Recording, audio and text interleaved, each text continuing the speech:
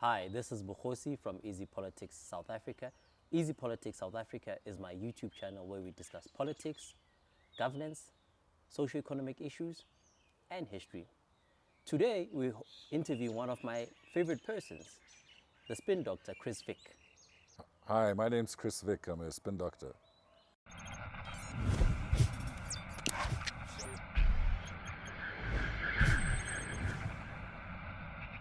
Who is Chris Vick, the spin doctor? I think I'm a bit of an enigma. I have a public persona of being someone who is kind of out there and confident and dealing with the challenges of society. But inside, I'm a very reflective person. I believe I have quite a lot of emotional intelligence, and I apply that to the way I live my life with my family, the way I interact with comrades and friends, and the way I approach my work. I think you probably want to talk about my work rather than anything else. So I run a consultancy called Black, which has been in existence in different forms since about 2011. And I do what's called reputation management. People or entities who are in trouble because they've done the wrong thing, or they've done the right thing and they haven't got credit for it, come to me and I help them tell their story. I develop a narrative for them and I take that narrative to society. It can be business people, state-owned entities, government departments. I do quite a lot of work within civil society. And wherever I go and whatever I do, I try and channel my skills in such a way that it has some positive impact on society. Not all the people I represent are bad. Not all of them are good. But it's a bit like being a lawyer, where you have to sort of work out what the argument is and how you're gonna tell it. So I spend a lot of time interacting with journalists, understanding what they think about the people that I'm working with, and I try and change their opinions in a positive way. It's a really exciting kind of work, and there's a lot of demand for it right now because I think people realize your reputation is quite a priceless Quite thing. a priceless thing, yeah. And in a sense, you need to value your reputation in the same way that you value other aspects of your business.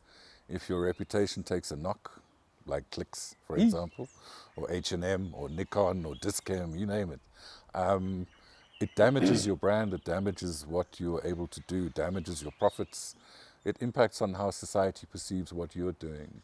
So increasingly there is an awareness of the importance of reputation management and recognition of the need to pay attention to it as a strategic function, not putting out press statements, but working really strategically on how to improve your credibility within society.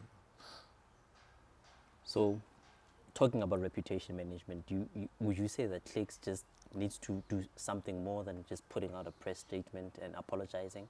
Well, I think the problem that corporates face when they get into trouble like this is that they should have seen it coming. And the fact that they often don't see it coming, to me, indicates a lack of awareness around how South African society operates. I don't think the solution is full-page adverts and press statements. I think that helps. But I think what we want to see as South Africans is a real commitment, an ownership and an acceptance that we've done something which is offensive, either to black people or to women or to poor people. That we recognize we've done something offensive and we correct it. And I think often corporates that make the mistake of producing offensive adverts are doing so because of that ignorance around how society works, and they often try to fix it by putting another coat of paint on a building that stinks. On a building that stinks. And I don't think that convinces people. I don't think you can please all the people all the time. But I think in a situation, whether it is H&M, Clicks, Discam, Nikon, for me the key thing is introspection. Why did we do this? What can we learn? And how can we prevent it happening again? And that's not a quick flick of the button and everything is all right. I think there's obviously a need for greater sensitivity, for anti-racism training, for anti-gender and discrimination training, and an internalization of that within corporate South Africa, which will result in a different positioning of those entities and a different response from the society they work in. The difficulty is, as I say, the realization often comes too late when the damage has been done. But my advice to all corporates would be, look at what's happened. to Dis-Chem, Clicks, Nikon and H&M. Think about how easily you could fall into that trap because of this sort of bubble mentality, where you only listen to 94.7, you only watch DSTV, your interaction with people is with like-minded people, so your worldview is never challenged or stretched. I think people need to get out there and kind of understand just why people are so angry that they will picket and even vandalize stores because of an advert that you published. But would you also say that, Chris, because corporates in South Africa know that because of the monopolistic nature, that yes, today they offend Bukhosi will picket, but hey, Bukhosi still has to go buy something either from Clicks or Dis-Chem. So either way, Bukhosi will get angry, but Bukhosi is screwed. I think to some extent you're right, but I would hope that this would trigger more businesses to be more socially conscious and to give us more choices and more options. I mean, there was a conversation on social media this morning. What do? I need to get my pharmaceutical products. I can either go to Dis-Chem, which has been offensive, if you remember, around Women's Day, terrible stuff, and Clicks has done exactly the same. Maybe that'll force us to look for alternatives. Maybe it'll force business to look at alternative ways of doing it. But it's not a quick fix. The transformation of corporate South Africa is a lifelong project. The transformation of power relations between consumers and corporates is a lifelong struggle. And I think those must continue, but they get momentum. I think in a way the good thing about what these corporates have done is they've raised awareness, not just among the people who were offended, but among the people who committed those offensive acts. But I must say, I don't think it's just corporate South Africa. I think within that, the ad industry and the marketing industry maybe is guilty of living in a bit of a bubble itself. And there's this sort of groupthink that develops where nobody is prepared to stand up and say, but maybe this is offensive to a particular sector of society. So if it empowers people within those organizations to introduce a different approach to this sort of thing, it's also having a positive impact. Okay. So moving on, Chris, you grew up in Sasolburg, right? When did you realize that Sasolburg is in South Africa? Well, let's backtrack a bit. I was born in the UK. Oh, okay. And when I was about 10 years old, so that would be 1970, okay, the apartheid regime went on a global campaign to attract white workers to South Africa, okay, to keep you guys out of jobs, right? Yeah. It was essentially entrenching, particularly at strategic facilities like the Sasol factory, which was a key part of the apartheid military-industrial complex. So they literally scouted the world and offered paid trips to South Africa. In our family's case, I remember my father saying, for all of us, my mother, my father, my two sisters and I, it cost him £15 to come here. Everything else was paid for by the apartheid government. When we arrived in Sasolburg, he was given, I think, 2 or 3 job choices, all as a factory worker. Not skilled, he was a completely unskilled worker. He used to tell me his job was to turn valves in the factory. So anybody could have done that. It's not like they'd brought in special skills. But they took us, because we arrived here in Sasolburg with nothing, right? They took us to every single furniture store. And his employer stood guarantee. So we could get credit for everything. For everything, yes. All of it put in place by the apartheid government. We stayed for free in a hotel for a week while all this happened. So they really kind of laid out the red carpet for us. So here we are, this white English family arriving in Sasolburg. My father only works with white people. We have white neighbors. We go to a white school. The only black people, black South Africans I interacted with for the first few years of my life was a domestic worker or a gardener or a petrol attendant. We had no access to black professionals. We couldn't go to Zamdela, the local township, because you needed a permit to do that. Church was white, school was white, soccer was white, life was white, right? And that was a very powerful social construct, because it sort of instilled in us as immigrants, as new South Africans, that we were somehow superior to local people. And that's how it carried on.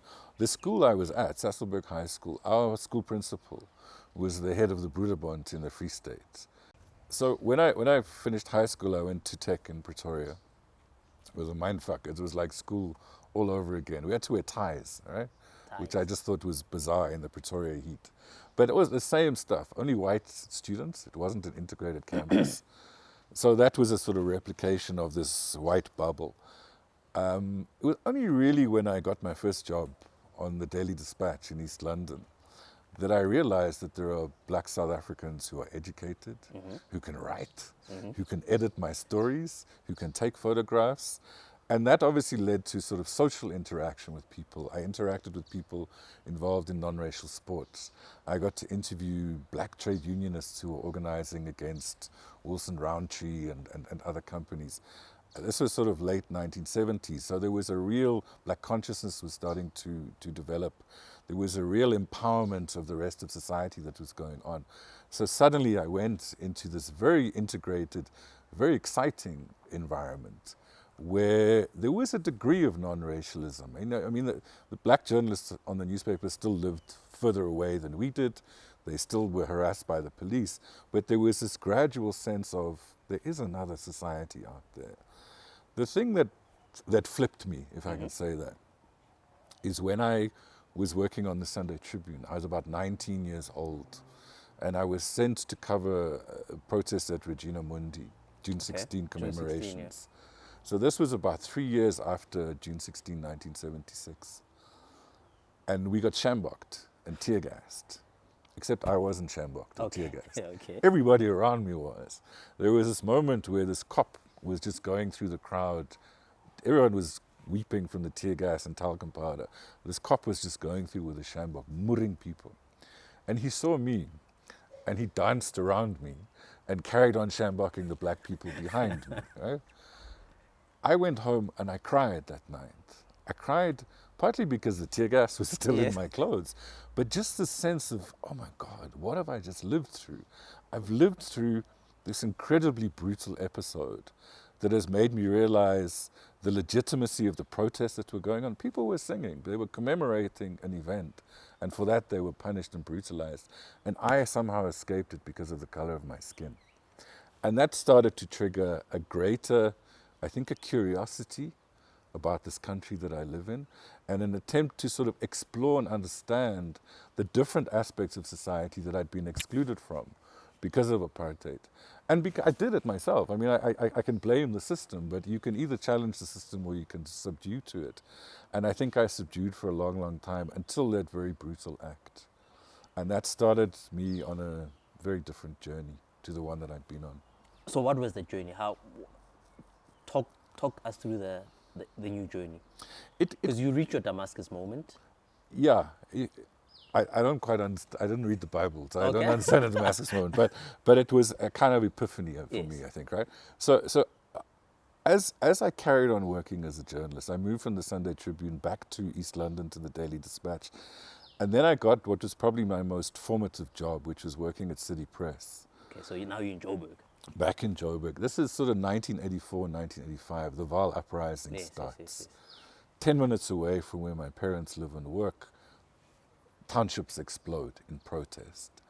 And working on City Press, we were getting insight from people in the community as to what the police were doing, how the community was mobilizing. But that took me another step further to understanding what was going on in South Africa. And at the time, I didn't have this great feeling of wanting to make a difference or do something about it. But after a year or so at City Press, I was approached by a colleague who asked me if I wanted to get more involved, and in particular to get involved in the struggle. The white guy, right? Who was in an ANC cell, working underground in South Africa. So he recruited me, joined the ANC. Remember then you didn't pay 12 Rand. Okay. You didn't fill in a form. No FNB, no Standard Bank? Nothing. Okay. But you also couldn't really volunteer. You had to be picked, particularly if you were living inside the country. So I agreed, I accepted. I then went to Zimbabwe for what was gloriously called training. Oh, okay. It lasted a week. That's all I had, right? I mean, was it military training or was it? It was political. Political training. Because at the time, the ANC had what they called PMCs, political and military committees, inside the country. So these were all illegal units. And you could, in a sense, choose between wanting to do military work or doing political work. I hate guns, right? I don't have a gun. I have no time. I know you like shooting cars and stuff like that, but I really have an issue with guns and violence. So the guy who was doing my training during this week in a flat in Harare said, well, let me show you the difference between political work and military work. He goes to his cupboard, he pulls out a silver pistol and says, how comfortable are you holding this and pulling the trigger? I said, not entirely. He said, how comfortable would you be distributing ANC pamphlets inside the country? I'm keen on that. How would you feel about recruiting more people into the ANC and the SACP? I said, I'm keen for that. So I was then part of the political structures. Came back, as I say, after a week. I mean, some people went for years worth of training. I was basically given a crash course in how to do reconnaissance, how to work out if I was being followed, how to send covert information to Lusaka, which was our kind of reporting station. And I came back and I started doing my stuff. I started identifying people for recruitment. We produced pamphlets, underground pamphlets. We distributed ANC publications like Maibuye, the African Communists for the SACP. And it just grew. At the same time, it was suggested to me that I could be more effective outside City Press than in it. So I set up with 2 colleagues an outfit called Tops. Okay. The liquor outlet. No, not the liquor outlet. Okay. This is long before the liquor outlet. It stood for the other press service. Okay. Because we wanted to position it as a counter voice to what the regime was saying. But Tops ended up as a media production house. We would produce pamphlets for the UDF and COSATU. We trained a lot of people in basic propaganda skills. And during the day, we were doing stuff that was fairly legit, although we were doing work for organizations that were experiencing repression. And then at night, I would do my MK work. We would produce MK pamphlets, we would distribute them, we would go and drop them off in particular areas. And we would meet up with couriers who were coming from outside South Africa to bring money in or to bring resources and that kind of stuff. So I think I was recruited when I was 26 or 27. It's one of the two, I can never quite remember. So around about 1986, 1987. And I carried on doing underground work and doing my other job at Tops until 1990, when the ANC was unbanned. Then we stepped up. I worked much more closely with ANC structures and SACP structures and contributed to the election campaign, and we won. And in 1994, we had a democracy. So let's backtrack a bit. Unbanning. The political prisoners are coming back. Now you're working closely with, as you said, the SACP and the ANC. Did you meet any influential SACP personalities such as Chris, for example? I did. I mean, particularly between 1990 and 1994, there was a whole homecoming process. And I was asked to be part of the framework that set up DIP, the Department of Information and Publicity. Okay. So when Paulo Jordan came back, I hooked up with him, Jeremy Cronin from the party, Ronnie Castles, Mac Maharaj, Carl Niehaus, and real soldiers as well. And so a lot of my time was essentially just helping DIP get established. I mean, if you think about it, the ANC had a strong presence inside the country in terms of support and in terms of the underground units that existed. But there were no structures. So every weekend we would be on the road, going Kimberley, Limpopo, Mpumalanga, KZN. A team of us would go in and we would help activists set up a DIP structure. So this is how you work with the media. This is how you produce your own propaganda. This is how you mobilize in your community. These are the sorts of messages to get across. Because, I mean, we knew there was an election coming, but we didn't know how far off it was. I mean, if you remember, 1990 political organizations were unbanned, but there was no time frame to really get rid of the apartheid regime. There was 4 years between 1990 and 94, including Chris Heine's assassination in 93, that triggered setting an election date. So we were effectively in another kind of struggle. We could move slightly more freely, but ANC people were still being attacked by Nkatha, by the Boers, by all sorts of third forces. So it was still, it was political work, and it was still fairly dangerous. But at least you got the sense that we were doing it, right? We were doing it. Because I I honestly thought we were going to struggle forever. Forever. I thought maybe one day Russian tanks are going to come over the Limpopo from man. Zimbabwe and free us all. You know, like you see in the movies. Yeah, that would right? be so cool. Or maybe not. Yeah, I don't know if the Russians would have done a better job, but there really was a sense that struggle was permanent. And I think that's why we did the things we did. I mean, just a little anecdote about what underground work was like, right? You had to make sure you weren't being followed. You had to make sure that you met in secret. I mean, we would have couriers coming in from Zambia and Zimbabwe, and we'd have these very elaborate mechanisms to meet up with them. We had these little pagers. So it would page you. We didn't have cell phones then. You get a pager message that you had to be at a particular shop at a particular time and look out for a person wearing something. And that person would leave a black plastic bag and go. You would pick up that black plastic bag and you would leave, right? Not knowing if you were being set up.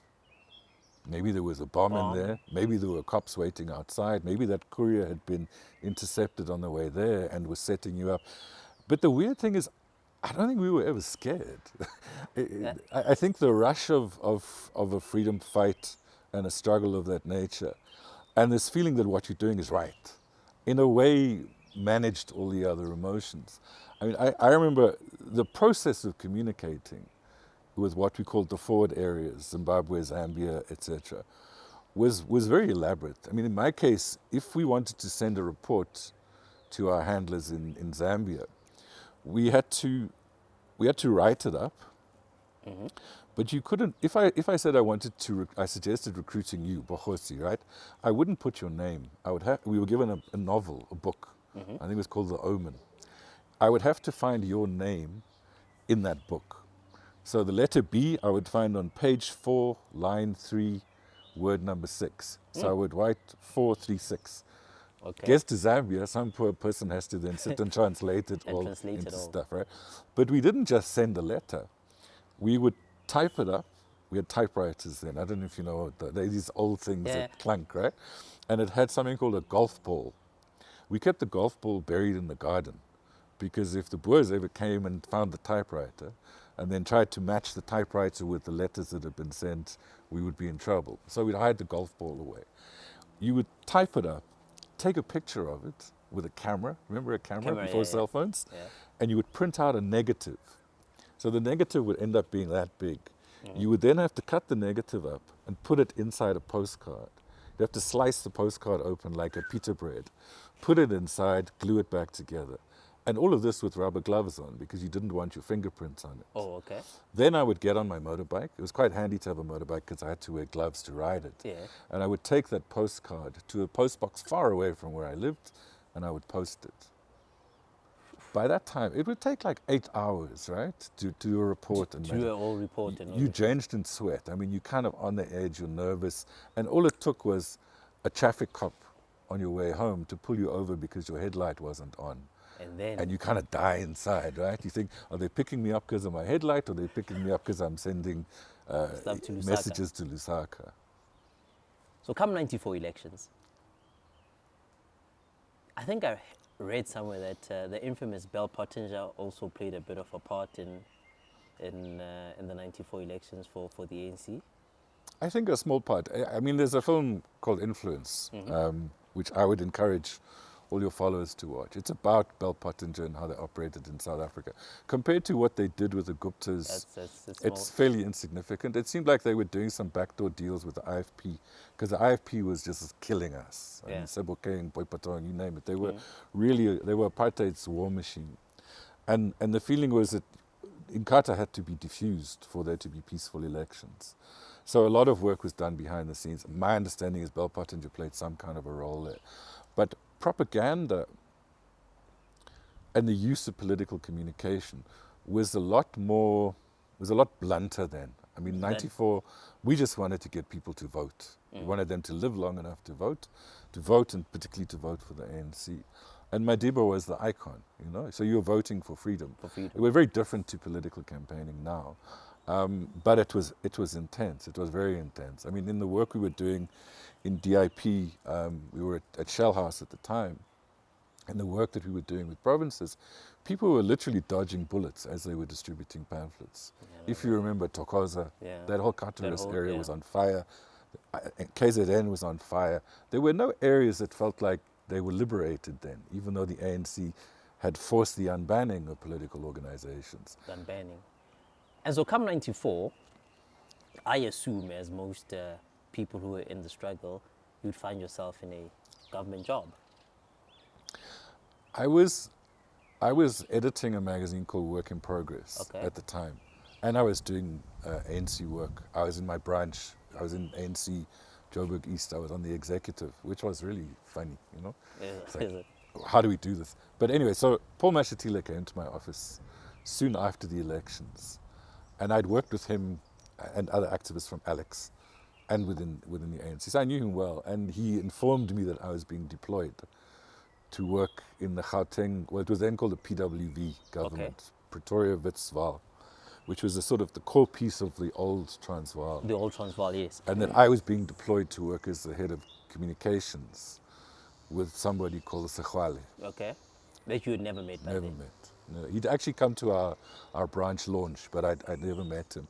And for me, he was an enigma. I mean, a name like Tokyo, you know? Yeah. And I mean, the bit I knew about his history was this incredibly brave freedom fighter, but I didn't know what sort of premier he would make. So I was deployed to work in the then PWV government and oversaw the transition to renaming it Gauteng. My brief was to set up communications in the Premier's office, and then with the 10 departments that were set up, health, education, etc., to build capacity there so that those departments could also begin to communicate themselves.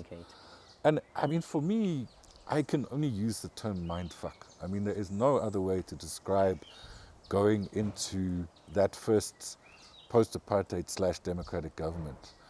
How would you rate government communication today, vis-a-vis when you started out, and how would you rate how government has been communicating the whole COVID thing under level 5, 4, and 3?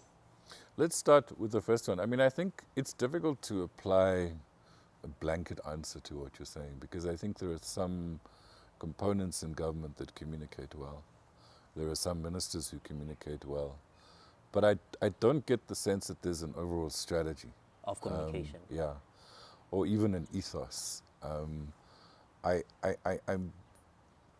feel for media liaison officers who work with ministers, for example, because you parachute in from a job as a TV anchor, and all of a sudden you're supposed to navigate your way through. Because having worked in the media helps you navigate your way through the media environment. In my case, having worked as an activist helped me navigate my way through some of the politics.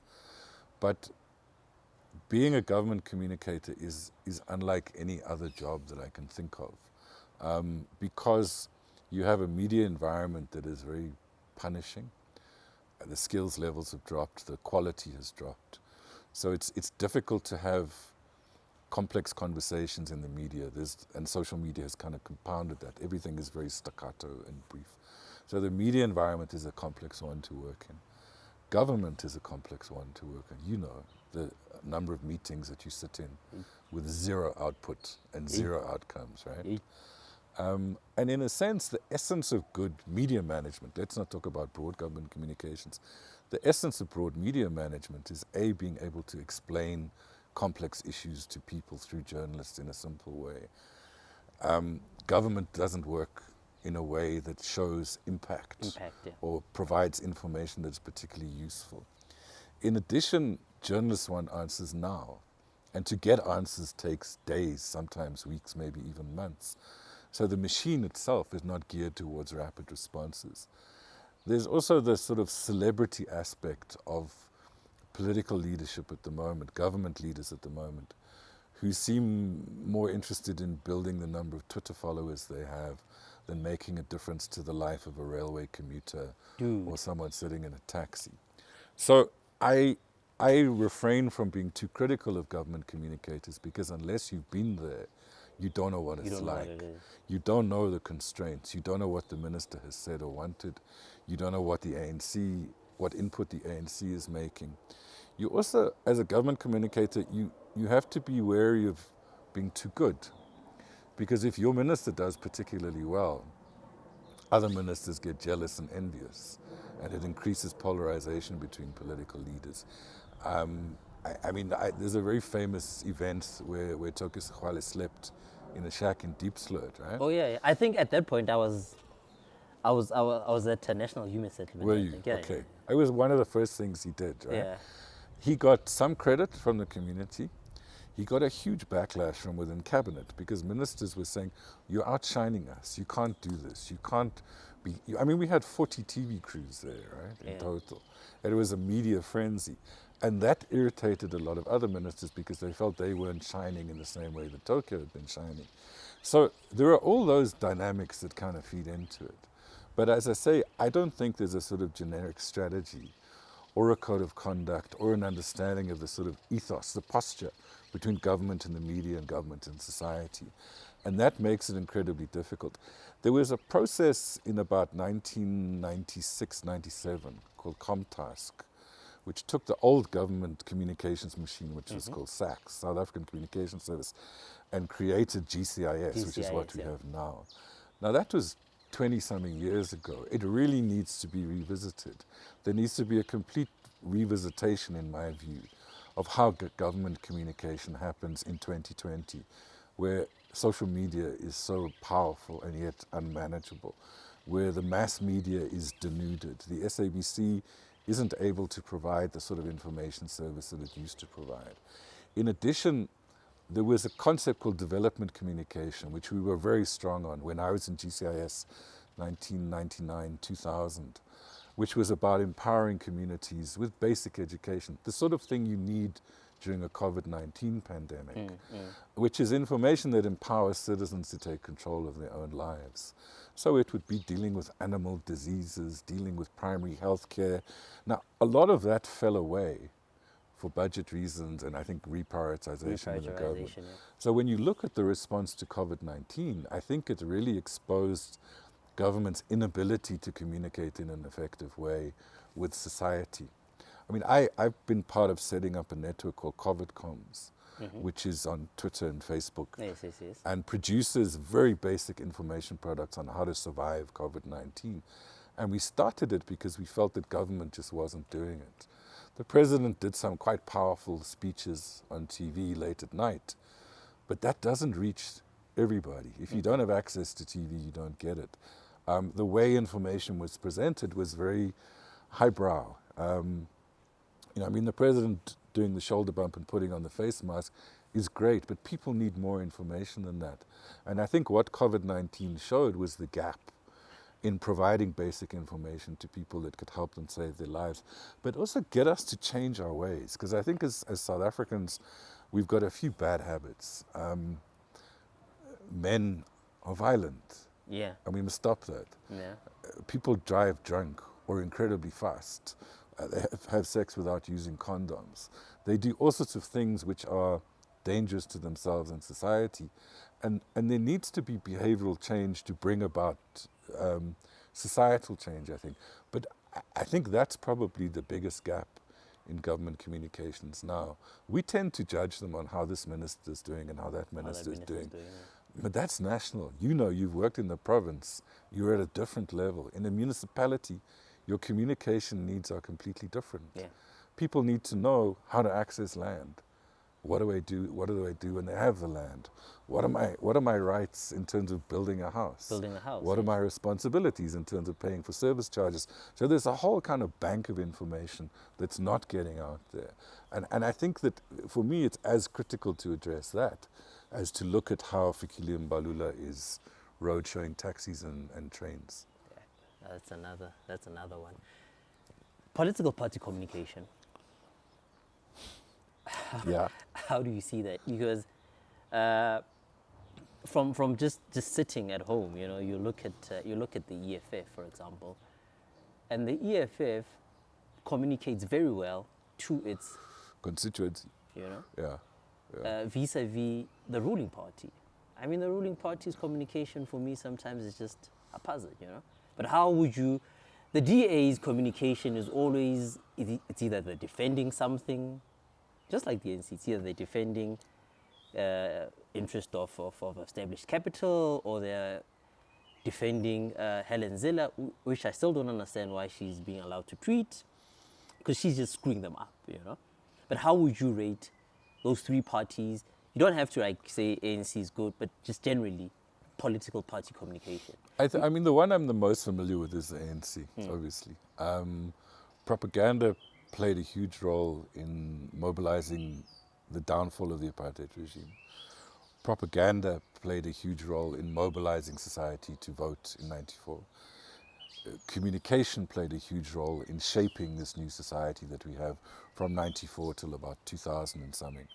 I think what's happened within the ANC is communication was switched off, and it became a means to an end. It became a means to promote particular factional interest groups, which is why you saw the rise of MKMVA, the role that the Women's League plays, which often seems to be counter to what the governing party is doing. Again, I think there needs to be a revisitation within the movement of building communication into general activist skills. I mean, I think that at the party schools that exist, for example, activists really need to be empowered as to how to mobilize within your community by using social media and other means. So you kind of build it into, and there you're not just talking about hardcore ANC messaging, you're talking about the real issues that face us as a society. I must admit, I don't pay much attention to the DA. It's like noise. I'm more interested in how the EFF approaches it.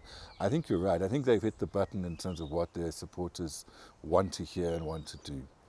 How sustainable that is, I don't know, right? But I think that they've been probably the most effective in terms of using communication channels and messages that their constituency can relate to. I think, though, I'm as fascinated by how civil society communicates as I am by how political parties communicate. Because I think there too, as the state has become denuded through state capture, corruption, etc., civil society occasionally kind of switches gear and plays a particular role in mobilizing and educating people. For example, around PPE corruption, the noise is coming from within civil society. Possibly because they're not compromised. The DA might be involved in dodgy tenders, and the EFF and the ANC. So I watch both. I watch how political parties communicate and engage, and I watch how civil society communicates and engages. What's missing, though, is something that speaks to your generation and younger, right? I still find that the language assumes a lot. I don't think it resonates with young people. I don't think it addresses your ambition, your desires, the kind of society that you would want to live in. And I think that's going to turn around and bite some of the political parties. If you remember, there was a phase when the ANC was obsessed with bikers and leather jackets and shorts and that kind of stuff. Happily, that phase has passed. But I don't see a new kind of approach coming in, which I think is going to make the municipal elections next year and the national elections 2 years from now really interesting. Because how are political parties going to engage and mobilize the bulk of the population? The bulk of the population is people under 30 in the next elections. Do their programs of action speak to young people? Do they present hope and opportunity to young people? Are they speaking in a language that young people understand, using communication channels that young people understand? And I think that's where people like you need to kind of step up, because I love Twitter and I love Facebook. I hate TikTok. It drives me mad, right? But I'm excited by these platforms and what they can do. And if they run if they run by young people, you will understand the messaging that will hit home.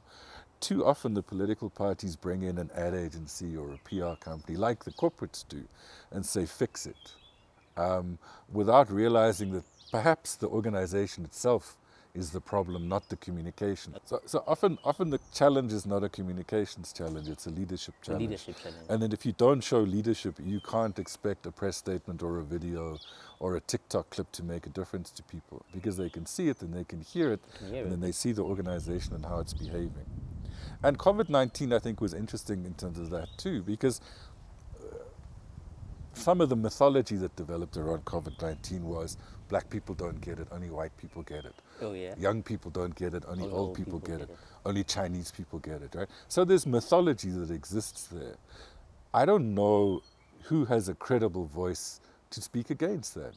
Zweli Mkhize, as a minister, I think, has been very successful in getting the right degree of gravitas, and he knows his stuff. He's a medical doctor. Apart from that, I mean, those ministerial briefings that took place during the first few months of the lockdown were horrendous. Yeah, were horrendous. Ministers were contradicting themselves. They were picking their noses when they weren't supposed to touch their faces. So what you see doesn't reflect with what you're being told. And there's got to be a synergy between what is put out there in terms of action and what is being said in terms of communication.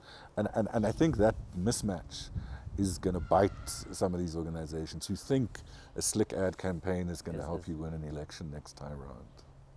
In closing, Chris, and this is a question I'm going to ask all the people I interview. Do you subscribe to any political ideology? Do you still think ideologies are relevant in the 21st century? Taking into consideration that most of the ideologies, I mean, capitalism, Adam Smith, I think, lived in the 17th century. Karl Marx lived in the 18th century. So do you think ideologies are still relevant? And do you subscribe to an ideology? Well, I know millions of people who subscribe to an ideology that's hundreds of or thousands of years old. They read the Bible, right? And they believe that ideology, or they believe the Quran, or they believe something else. I think there's always a place for ideology. I think your personal ideology is more important. It's what you do, I think, that is more important than what you think. I think there was a time when I would have died for socialism, but I think the way it was implemented has left me feeling that ultimately it's human nature that's the problem, not ideology that's the problem, right? So I guess I'm a social democrat. Okay. I'm a paid-up member of my ANC branch. Okay. I'm not involved in the party. So ideologically, I've kind of matured. I find that modern ideology is a lot more interesting. I find climate change issues probably require more attention than socialism. I find poverty and inequality need to be addressed, and we need to find mechanisms to do that.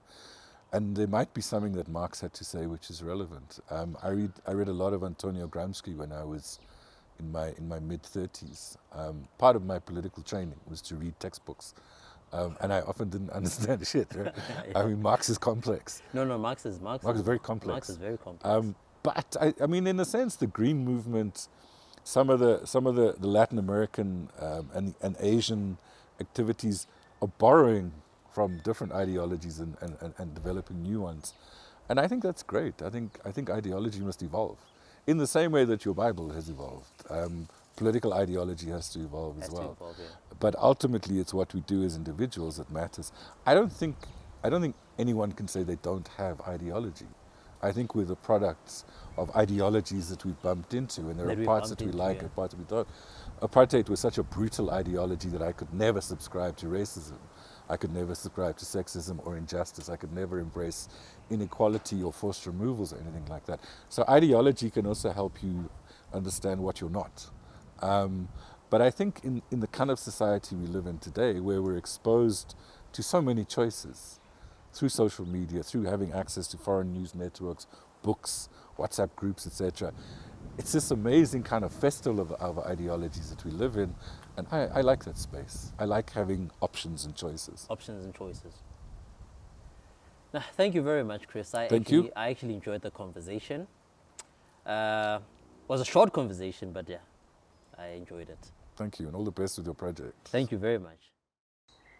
Please subscribe to EasyPolitics SA on YouTube, EasyPolitics on Instagram, and EasyPolitics on Facebook.